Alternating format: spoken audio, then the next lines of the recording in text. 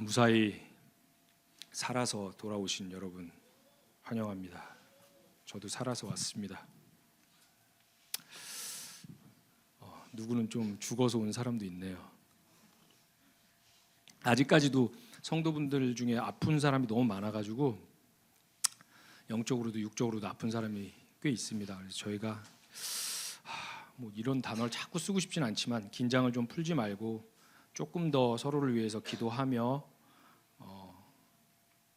보초를 쓴다는 느낌으로 승훈 전도사님 그랬잖아요. 조금 자기가 본인이 지금 마음이 좋던가 몸이 좀 좋으신 분이 있다면 남을 섬길 수 있는 그 여유를 하나님이 주신 거라고 생각하니까 그런 분들이 계시다면 조금 더 손을 내밀어서 서로를 돌봐주며 응원을 해줬으면 좋겠습니다.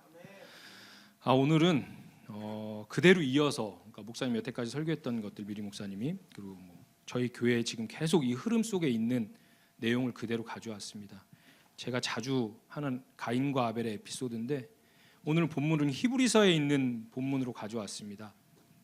그래서 오늘 아벨이랑 가인을 살펴보고 거기서 구별된 자로서의 아벨의 삶을 좀 살펴보고 우리는 어떻게 살아야 되는가 그리고 우리 안에 삶에서 무엇이 드러나야 되는가에 대해서 좀 살펴보도록 하겠습니다. 여러분들 세상에서 성공한 사람이 누구죠? 세상에서는 성공을 뭐라고 이야기합니까? 부자. 네. 그럼 뭐 일론 머스크 정도 되면 성공한 인생입니까? 빌 게이츠 좋습니다. 빌 게이츠 이 정도 되면 성공한 인생이라고 할 수 있습니까? 우리 아빠가 빌 게이츠다 그러면 우리 아빠 성공한 인생을 살았다 이렇게 말할 수 있습니까? 아니면 권력이 있는 뭐 트럼프나 시진핑이나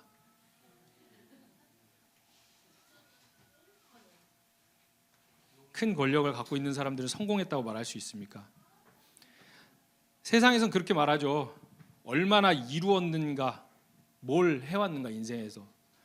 어른들이 조금 허무해하는 게 인생을 돌아보니까 뭐 이뤄놓은 게 없다는 거죠. 공개적인 카메라 켜있기 때문에 또 저희 아버지를 거론할 수는 없지만 항상 하시는 말씀, 이룬 게 없다 이거죠.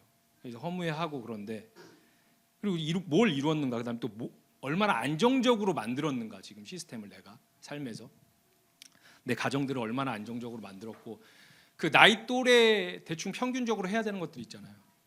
예를 들어서 30대 중반 결혼을 했고 어느 정도의 집이 있고 직장이 있고 차가 있고 자식이 있고 내가 이제는 부모님들한테 용돈을 줄 수 있는 나이가 돼서 용돈을 드리고 이런 것들로 평가를 합니다. 얼마나 성공했는지. 그다음 또 사람들에게 이미지가 어떤 이미지를 보이는지.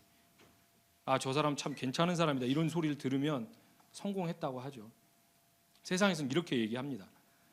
이게 안타까운 게 이 질문이 신앙 안에서도 나타나죠. 우리가 성교회 가면 안 믿는 사람들이 이런 질문 자주 하죠. 너 하나님 믿는다며? 근데 왜 그 모양 그 꼴이야? 하나님 믿는데 왜 너의 전능하신 올마이티 가시 널 안 도와줘? 왜 너는 힘들어? 너 왜 슬퍼? 너는 왜 이렇게 경제적으로 어려워? 아직도 자리 잡지도 못했어. 이런 질문을 많이 해요. 실제적으로 세상에서는. 그리고 신앙에 네가 갖고 있는 그 신앙이 삶에 실제로 도움이 되니? 이렇게 물어보죠. 성경에서는 전혀 다른 질문을 던지죠. 우리에게. 하나님이 그 인생을 어떻게 증언하시는가? 히브리서 오늘 본문 11장은 사람의 평가와 하나님의 평가가 얼마나 다를 수 있는지 가인과 아벨을 통해서 보여줍니다. 여러분들이 잘 아시다시피 11장은 믿음의 장이에요. 근데 그 믿음의 장의 첫 번째 인물이 아벨이에요. 여러분들 지금 우리가 3독 이제 거의 많이 하신 분들은 이제 초창기 때부터 읽으신 분들 4독, 개인적으로 오래 읽으신 분들 5독, 6독도 했을 거예요 아마 성경. 창세기 앞부분은 잘 기억이 날 거예요. 가인과 아벨 에피소드. 근데 아벨이 뭘 했죠, 여러분들? 아벨의 업적이 뭐예요? 목축업. 네. 직업을 말씀해 주셨습니다. 정확한 직업을 말씀해 주셨어요. 목축업을 했어요. 그냥 양치는 목자였어요. 다른 유명한 인물들 성경에 많이 나오죠. 모세, 뭐 아브라함, 다윗, 뭐 사무엘, 뭐 신약으로 넘어와서 바울, 그들에 비해서는 뭐 에피소드도 없고 뭐 없어요. 젊은 나이에 요절했어요. 또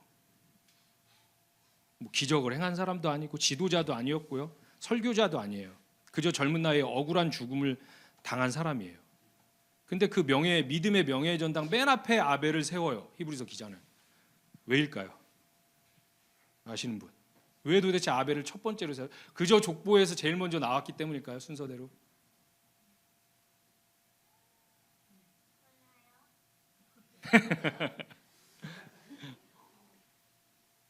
하나님은 항상 저희에게 말해요. 성과가 아니라 믿음으로 판단을 하세요. 저희가 참 안 되는 것 중에 하나예요. 세상의 가치관이 성과 위주였기 때문에 우리는 결과가 없으면 못했다고 이야기를 해요. 세상에서 제일 자주 하는 말이 그거잖아요. 아무리 의도가 좋았더라도 결과가 나쁘면 나쁜 거다, 실패한 거다. 근데 성경은 지금 구별된 거룩한 백성들은 그 가치관은 정반대예요. 결과는 항상 하나님이 내신대요. 와닿지가 않아요. 잘 삶을 살다 보면 항상 결과는 내가 할 테니까 너는 나와의 그 과정을 잘 살아내야 된다. 성경이 항상 하는 말이에요. 근데 그걸 우리가 못 참고 결과를 내기 위해서 항상 실수를 하죠. 먼저 가고. 성경은 반드시 얘기합니다. 성경은 하나님이 보시는 사람은 성과가 아니라 믿음을 증언하신대요. 여기서 잠깐 시선을 돌려서 가인을 한번 볼게요. 제가 자주 얘기해서 저희 교회 식구들은 다 알아요, 가인에 대해서. 근데 일반적으로 세상이나 기성교회에서 가인을 바라볼 때는 그냥 악인으로 봐요. 그냥 쉬운 악인, 인류 최초의 살인자였으니까, 하나님이 받지 않는 제사를 지냈으니까, 잘못해놓고 방귀 낀 놈이 성내듯이 오히려 화냈으니까. 근데 창세기를 우리가 너무 많이 보잖아요, 요즘에. 자세히 들여다보면 가인은 굉장히 정상적이고 성공적인 인물이에요. 큰아들, 첫째 아들의 정석이었고요. 가인은 농사를 지으면서 생산적인 활동을 했어요. 그리고 가정을 이루었고요. 그의 후손들은 도시와 문명을 만들었어요. 그들이 만든 가인의 라인에서 만든 것들이 음악, 오늘 찬양 신나게 했잖아요. 그 라인에서 온 거예요. 이게 유산이에요. 그렇잖아요. 가인의 후손들이 만든 문화예요. 이게 지금 이거 노트북, 기술, 금속 가공, 모든 인류 문명의 시작들에 가인의 후손들이 있었어요. 우리가 지금 누리고 있는 이 도시 문명이 그들의 공으로 이루어졌어요. 이게 가인의 문화래요, 성경에서는. 성과, 생산, 발전, 문명. 그러니까 오늘날로 이야기하면 가인은 사회에 기여하는 사람이에요. 가족에게 책임질 수 있는 가장이었고요. 성공한 인생이고, 세상 기준으로 보면 박수 받을 만한 인물이에요. 여기서 끝이 아니에요. 가인은 예배자였어요. 하나님 받지 않았지만 중요한 사실이 있죠. 가인은 하나님께 제사를 드렸는데, 그럼 교회 안에 있는 사람이라는 뜻이에요, 여러분들. 성경이 우리에게 말해주고 싶은 핵심이 항상 저희 교회에서 이야기 나오죠. 예배의 유무가 아니에요. 예배를 드렸냐 안 드렸냐가 아니에요. 행위적인 문제가. 삶의 주인이 누구냐예요. 오늘 저 찬양 부르면서 또 목사님이 찬양으로 설교를 다 해버리셨네. 할 말이 없는데 또 맞아요. 오늘 찬양한 거 잘 묵상해 보세요. 가사들을. 삶의 주인이 누구였냐예요. 가인은 삶에서 하나님이 있었어요. 저희들이랑 똑같죠. 근데 가인의 삶의 중심에는 항상 자기 자신이었어요. 저도 그래요, 여러분들. 한번 잘 살펴보세요, 여러분들. 우리가 자주 착각하는 거예요. 내가 하나님을 주인이라고 말하지만 항상 크고 작은 갈등을 겪지만 항상 결국에는 당신을 선택합니다. 이 너무 좋은 고백인데 결국에는 나를 선택해요, 사람들이. 나의 경험, 나의 지식, 나의 삶의 패턴. 가인의 기준은 항상 세상이었고, 가인의 판단은 자기 생각, 하나님은 필요할 때 찾는 분이었죠. 필요할 땐 찾아요. 가인도 하나님이랑 대화하잖아요. 하나님 앞에 용서받고 표도 받아요. 너 해코지 못하게 내가 해줄게. 살인자한테 하나님이 그렇게 해주세요. 당당하게 하나님 앞에 요청도 합니다. 그게 세상이에요, 여러분들. 이 가인의 정신이 여기서 멈추지 않아요. 쭉 이어져서 더 점점 커져서 완성이 돼요. 어디서 완성이 될까요? 그의 후손, 유명한 사람 있잖아요. 가인의 후손 중에 아들의 아들 중에 유명한 사람. 그는 하나님 앞에 유명한 사냥꾼이었더라. 누구죠? 네. 아쉽네요. 조금 사역자들이 입을 다물게 하니까 조금 더 위에 에서보다 더 먼저 사냥꾼이었던, 더 유명했던, 역사학자들은 아마 그 처음 세웠던 그 도시 제국의 그 제국의 왕이라고 생각을 해요. 이 사람을. 바벨탑 아시죠, 여러분들? 그 바벨탑을 쌓았던 그 바벨 도시국가의 왕이었던 사람. 니무롯이죠, 바로. 여러분들. 여호와 앞에 유명한 사냥꾼이었더라. 니무롯이. 가인의 자손이에요. 거기서 완성이 되죠. 히브리어 니무롯은 동사 마라드에서 나왔는데 뜻이 반역하다, 거역하다, 대항하다라는 뜻이에요. 그래서 전통적으로 유대인들과 성경 신학에서는 니무롯을 하나님께 대항하여서 인간 왕국을 세운 자 이렇게 이해해요. 그러니까 니무롯은 이름풀이를 해보면 세상의 흐름 속에서 자신을 머리로 세우고 사람들을 결합시켜서 새로운 길과 질서를 여는 자, 이게 바벨탑 사건의 본질이죠. 세상이에요. 세상에서는 영웅이라고 해요. 이런 사람들을. 우리가 우리를 위하여 성읍과 탑을 쌓자. 그 꼭대기를 하늘에 닿게 하여 우리의 이름을 내자. 이게 세상이에요, 여러분들. 하나님 없는 연합, 하나님 없는 머리, 하나님 없는 정체성. 가인이 개인의 삶에서 보여줬던 이 신앙이 니무롯에서는 국가와 제국의 형태로 완성이 되는 거예요. 가인은 내 방식대로 예배했고 니무롯은 내 방식으로 세상을 만들었어요. 이게 가인 라인의 절정인 거예요. 자, 그럼 반대로 오늘 주인공을 한번 볼게요. 따로 구별되어진 인생 아벨 한번 볼게요. 아벨은 아까 우리 세진자매 얘기처럼 목축업이에요. 양을 치는 목자였어요. 여러분들 이제 잘 아시다시피 그 시대는 고기를 먹지 않는 시대였다는 거 아세요? 이제 고기는 노아의 홍수 이후로 하나님이 먹으라고 허락을 했어요. 근데 아벨이 살던 시대는 노아보다 훨씬 더 할아버지 시대예요. 그때는 하나님이 고기를 먹지 못하게 했어요. 그들에게 음식이 채소였어요.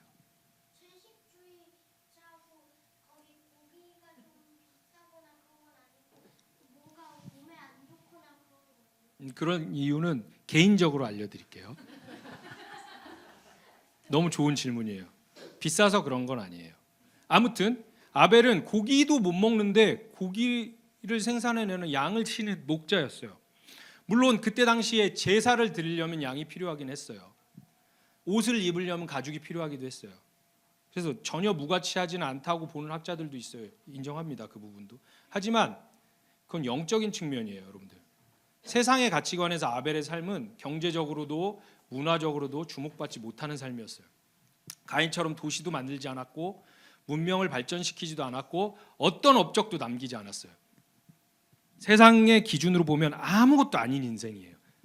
근데 히브리서 기자는 11장에서 아벨을 이렇게 증언하죠. 의로운 자라 하는 증언을 얻었다. 아벨은 의로운 자래요. 증언을 얻었대요. 하나님 앞에. 하나님이 증언을 해주신대요. 의롭다고. 왜죠, 여러분들? 이 아벨이 세상에서 무가치하게 보이는 이 아무것도 아닌 아벨. 아벨 이름 뜻 아시죠, 여러분들?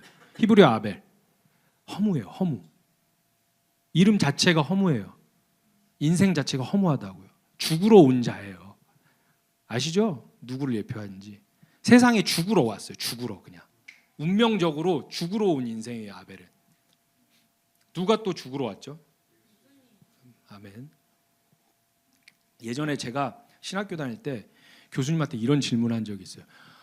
저희가 예수님이 오셨을 때 모두가 왕으로 모시고 구주로 영접했으면 예수님이 십자가를 지지 않으셨을 수도 있을까요? 너무 안타까운 마음에 그랬는데 예수님 어쩔 수가 없어요. 메커니즘상 그럴 수가 없는 게 인간이고 그래서 죽으러 오셨어요, 여러분들. 운명 자체가. 근데 아벨은 죽으러 온 이 허무한 인생이 아니라 히브리서 기자가 아벨을 의인이라고 증언해 주는 이유는 아벨의 삶에는 분명한 주인이 있었기 때문입니다. 오늘 우리 거룩으로 가는 우리 예배하는 교회의 핵심이 주인이 누구인가요? 너무 잘 알고 있지만, 너무 잘 알고 있어서 잘하고 있는 줄 알고 착각하지만 가장 중요하면서 가장 안 되는 거예요. 우리에게 거룩한 사람의 핵심은 주인이 누구인가요, 여러분들? 요즘 시대는 주인이 없는 시대예요. 모두 자기 머리로 살아요. 포스트 모더니즘이죠. 너도 맞고 나도 맞아요. 절대 진리가 없어요. 그래서 내 말만 맞다고 하면 따돌림 당해요. 요즘은 인정해야지 매너 있는 사람이에요. 사사기와 같죠. 복음서에 보면 예수님께서 이런 말씀하셨어요. 여우도 굴이 있고 공중에 새도 거처가 있는데 인자는 머리 둘 곳이 없다. 이 말씀 예수님의 가난이나 고난으로도 이해합니다. 맞아요. 조금 더 깊이 볼게요. 이 말씀은 주인에 대한 선언이에요. 예수님의 자기 백성의 왕이 되지 못한 진정한 왕의 외로움이에요. 여러분들, 사사기 때와 똑같아요. 세상은 모두 자기 머리를 가지고 살아요. 자기 생각, 자기 판단, 자기 기준이 주인이에요. 여러분들 진짜 헷갈리시지 말아야 될 게 뭐냐면, 내가 어디서 뭔가를 배웠어요. 지식을 배웠다고 해서 그게 온전한 지식이 아니에요. 내 필터로 걸러지기 때문에 똑같은 목사님에게 똑같은 말씀을 들어도 다 다른 소리를 해요. 자기 생각이라는 거예요. 기준이 나예요. 나의 기준, 나의 필터로 해석을 해요. 들은 것을. 그렇기 때문에 학생들, 훌륭한 선생님 밑에서 이상한 제자들도 나오는 거예요. 여러분들, 사람들은 어쩔 수가 없어요. 다 내 기준이 있어요. 그게 최초의 죄잖아요. 선악 갖다 먹은 거. 나는 하나님이 알려주신 대로 못 살아. 선악은 내가 판단할 거야. 뭐가 좋은지 뭐가 나쁜지는 내가 판단해. 그게 선악과예요. 유일하게 하나님이 하지 말라 했던 거 다 허용돼. 그것만 하지 마. 선악 판단. 그건 내가 할 거야. 신인 내가. 근데 우리는 그걸 하고 지금까지 살고 있어요. 여러분들, 주인에 대한 이야기예요. 성경은 계속. 예수님은 주인이 되고 싶었어요. 우리 성도들에게 머리가 되고 싶었어요. 머리 둘 곳이 없어요. 비켜주는 사람이 없잖아요. 자신의 머리를 내어주는 사람이 없어요. 여러분들, 예수님을 믿고 싶어하고 예수님의 팬이 되고 싶어하지만 머리를 잘라서 그 머리를 예수님 앞에 비워두고 싶은 제자는 없는 거예요. 이 시대에. 성경은 한 사람의 이야기가 아니라 창세기부터 계시록까지 두 라인을 계속 보여줘요. 두 개의 계보, 가인과 아벨, 두 개의 왕국, 세상과 하나님의 나라, 두 개의 머리, 예수의 머리, 세상의 머리, 가인으로 쭉 내려오는 그 제국들, 계시록의 바벨이라고 얘기하는 그 제국들, 세상, 음녀의 제국. 여자도 딱 둘 나오잖아요. 세상은 음녀, 어린 양의 신부, 이쪽 라인은.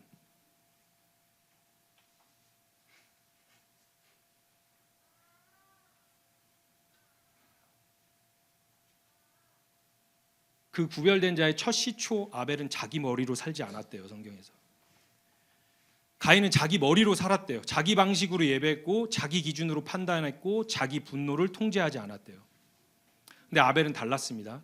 아벨은 자기 판단보다 하나님의 판단을, 자기 기준보다 하나님의 기준을 삶의 중심에 두었습니다.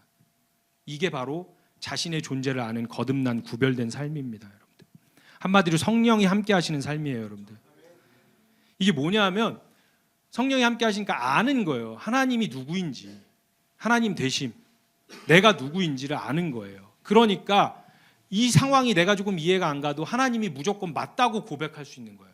나는 틀렸고 당신이 무조건 맞고 무조건 신실하시고 무조건 선하니까 당신 방법대로 하는 게 맞아요 라는 고백을 할 수 있는 거예요. 나는 죄인이기 때문에 어떤 것도 선한 것이 내 안에서 나올 수가 없기 때문에, 난 당신의 원수이기 때문에 내 생각에는 이게 맞지만 내 판단을 보류하겠습니다 라는 철저한 고백이에요. 아벨은 머리를 내려놓은 사람이었습니다. 그래서 하나님이 아벨의 주인이 되시는 거예요. 요한계시록 보면 순교자들을 예수의 증거와 하나님의 말씀 때문에 목베임 받은 자들로 얘기해요. 여러분 잘 아시다시피 순교한 사람들, 목베어서 죽은 사람들 몇 안 돼요. 다르게 죽은 사람들이 더 많아요.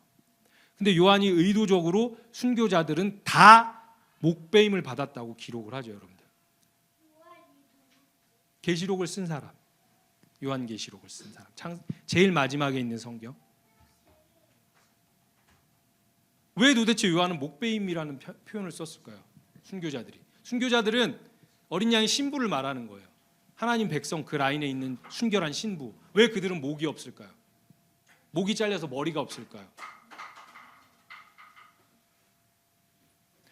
이건 요한의 영적인 선언이에요. 목은 머리와 몸을 연결하는 자리예요. 목이 잘렸다는 것은 나는 더 이상 내 머리로 살지 않는다.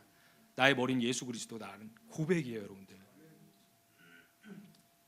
사랑하는 여러분, 구별된 자가 어떤 사람입니까? 자기 생각이 아예 없는 바보가 아니에요. 맹목적인 믿음을 갖는 그런 바보가 아니라 생각이 있어요. 판단하지 말라는 거 아니에요. 판단할 수밖에 없어요. 선악과 따먹었으니까 저희는. 그러나 그럼에도 불구하고 자기 생각 위에 예수님의 뜻을 머리로 두른 사람이 구별된 자예요, 여러분들. 바울이 그렇게 말하죠. 그는 몸인 교회의 머리시라. 아벨이 이미 이 바울이 말한 삶을 창세기에서 살았다는 거예요. 자기 머리로 분노하지 않았고요. 자기 머리로 억울함을 처리하지 않았어요. 자기 머리로 복수하지 않았어요. 아무 말도 하지 않았어요. 과연 아벨이 천국 가서 하나님 앞에 가인을 죽여달라고 이야기했을까요? 그렇죠. 그는 하나님을 주인으로 둔 사람이었어요. 그럼 적용해 볼게요. 오늘 하나님이 우리에게 묻고 계세요. 너의 삶의 머리는 누구인가? 네가 결정할 때, 뭔가를 결정할 때, 아주 작은 결정을 할 때도 아니면 큰 결정을 할 때도, 분노를 처리할 때도 억울함 앞에서 누가 주인으로 서 있는가라고 물어보세요. 아벨은 머리를 내려놓았고 예수님은 머리 둘 곳이 없으셨고 계시록의 순교자들은 머리 없는 자들로 증언돼요. 그들의 공통점은 하나죠. 예수를 주인으로 둔 사람이에요. 그래서 구별된 자의 침묵은 소극적인 선택이 아니에요. 세상에서는 침묵하면 바보예요. 가만히 있으면 가만히로 봐요, 세상에서는. 근데 예수 안에서 침묵은 소극적인 선택이 아니라 주인을 바꾸는 결단이에요. 어마무시한 힘든 일이에요, 예수 안에서 침묵은. 아벨은 이미 창세기에서 이 삶을 살았다는 거예요. 아벨은 억울한 죽음 앞에서 아무 말도 하지 않았어요. 성경은 아벨의 어떠한 항변도 변명도 저항도 기록하지 않아요. 아벨은 억울함을 온전히 하나님께 맡겼습니다. 다윗도 그랬죠. 성경에 나오는 모든 인물이 그래요. 왜냐하면 다 예수의 예표니까요. 이 침묵이 결국엔 예수님에게 완성이 되죠. 그가 입을 열지 아니하였으며 도수장으로 끌려가는 어린 양같이. 절대 침묵은 패배가 아닙니다, 여러분들. 세상은 침묵을 패배라고 이야기해요.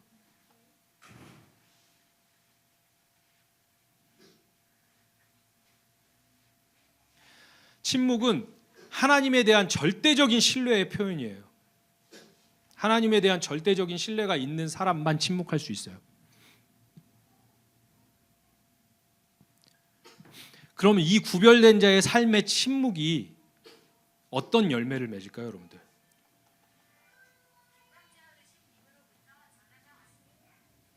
여러분들 이 어떤 열매가 있을까요, 침묵에는? 좋은 대답이에요. 잘 생각해 보세요. 저희의 삶을 생각해 보시고 지금 뒤에 이야기할 거지만 저희가 살아내고 있는 삶들과 목사님의 에피소드와 자 이런 것들을 한번 생각해 보세요. 침묵의 열매가 무엇일까요? 아멘. 결국에는 하나님의 일하심을 보게 되고 이 열매는 성령의 열매인 용서와 사랑으로 나타나요. 그 열매가 맺혀졌다면 지금 잘 가고 있는 거예요, 여러분들. 구별된 자의 침묵은 악을 방관하는 그런 침묵이 아니에요, 여러분들. 그런 침묵을 말하는 게 아닙니다. 어떤 침묵이냐면 이 침묵은 이 일의 주인이 지금 나에게 벌어지고 있는 일의 주인이 판단도 주인도 다 하나님이십니다. 그러니까 하나님 알아서 하세요. 전 너무 답답하지만 지금 하나님이 원하시는 대로 할 테니까 알려주세요. 알아서 하세요. 저는 침묵하겠습니다. 예수님이 십자가에서 결국엔 그렇게 저들을 사하여 주세요 라는 고백을 하면서 용서와 사랑의 열매가 맺어지죠. 이 상황은 진짜 대단한 일인 거예요. 여러분들 지금 이 삶을 살고 계시다면 인류 최초의 죄인 선악과를 먹었던 그 선악과를 위장해서 손 넣어서 꺼내서 다시 하나님 앞에 드리는 거예요. 저 안 먹을래요, 선악과. 오늘 이 나누는 이 이야기가 성경 속에만 있지 않죠, 여러분들. 요즘 우리 교회가 성도들이 목사님 가정을 필두로 하여서 각자 자기의 가정의 분량에 맞게 이 길을 걸어가고 있어요, 여러분들. 아직 안 걸어가신 분들이 있으면 합류하시길 바랍니다. 합류하게 하실 거예요, 여러분들. 가장 먼저 필두에서 목사님 가정의 이야기는 우리가 너무나도 디테일하게 잘 알고 있어요. 그래서 그 이야기는 스킵하고 그 이야기의 결론으로 한번 가볼게요. 처벌을 원하십니까? 누가 그랬어요? 아니요? 라는 대답이 어떻게 나올 거야? 여러분들, 이 내용을 잘 아시잖아요, 여러분들. 그 며칠이 더 지나서 아니요라고 대답했던 그분은 상대가 사과를 하면 용서는 물론 신앙생활을 같이 하자고 제안할 생각이래요. 생각해 보세요, 여러분들. 이 하는 행동, 일련의 행동과 말이 선행을 해서 인정받고 싶은 욕구 때문에 하는 착한 척이에요? 아니면 성도들에게 본이 되기 위해서 하는 의무감이에요? 못해요. 절대 못해요. 전적으로 하나님을 의지하고 주인이 하나님이 되시는 것을 알기 때문이에요. 구별된 자의 삶이라는 거예요, 여러분들. 거룩한 자의 삶이에요. 침묵은 약해서 하는 게 아닙니다. 주인을 알기 때문에 하는 거예요, 여러분들. 그 결국엔 그 구별된 자의 삶의 열매가 어떻게 됐죠? 아까 말씀드린 것처럼 용서와 사랑으로 열매 맺어져요. 결론입니다. 반주 부탁드릴게요.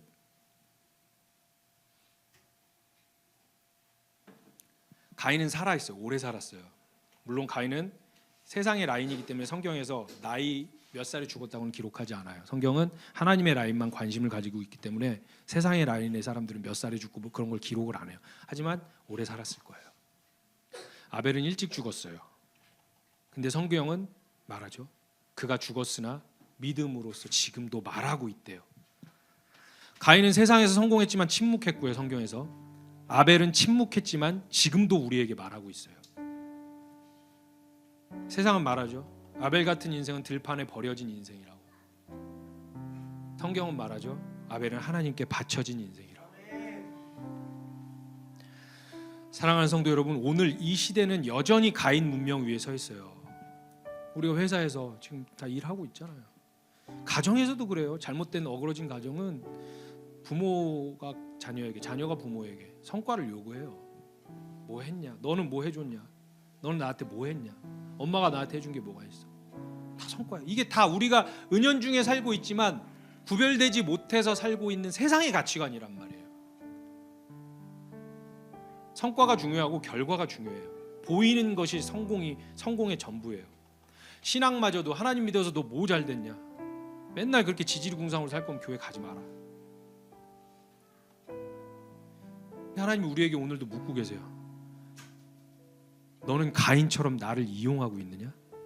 아니면 아벨처럼 나를 신뢰하고 있느냐? 구별된 자의 삶은 세상에서 도망쳐서 카타콤 만들고 사는 삶이 아니에요. 그냥 도덕적으로 검소하고 싶어서 그냥 찌질이 가난해지는 삶도 아니에요. 거룩한 삶, 구별된 자의 삶은 성공의 기준이 세상과 다른 사람이에요. 결과보다 관계, 성취보다는 순종, 인정받고 싶은 삶보다는 하나님 앞에 서는 삶. 아벨은 아무것도 남기지 않은 것 같지만 믿음을 남겼어요, 여러분들. 오늘 찬양 마지막에 했잖아요. 의인은 믿음으로 사는 거예요, 여러분들. 우리가 세상에 자꾸 가치관에 젖어 있으니까 하나님 나라 가면 내 업적으로 하나님 앞에 심판받을 줄 알아요. 믿음이 있네요, 너에게. 믿음이 없어요. 다들 믿는다고 말하지만 믿음이 없어요. 제일 중요해요. 제가 매일 기도해요. 저는 진짜 하루도 빠지지 않고 기도해요. 저는 믿음이 없다고요, 하나님. 그러니까 믿음 좀 달라고요. 모든 문제가 믿음 없음에서 일어나요. 근데 그 아벨은 믿음을 남겼대요, 여러분들. 오늘 하나님이 우리에게 지금 묻고 계세요. 너의 삶의 주인은 누구냐? 너는 누구를 머리로 살고 있느냐?